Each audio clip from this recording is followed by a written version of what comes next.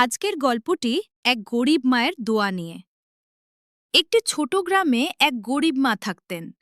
তার ছেলে প্রতিদিন কাজের জন্য বাইরে যেত। সংসার চলত খুব কষ্টে।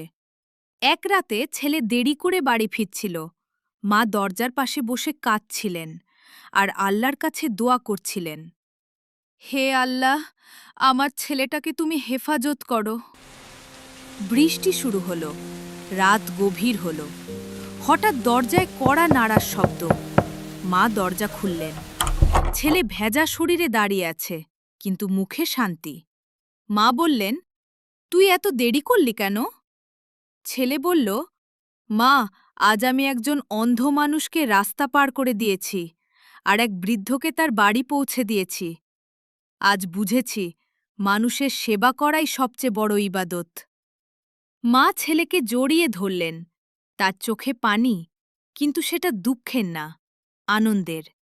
তিনি বললেন, আল্লাহ তোকে কখনো একা ছাড়বেন না।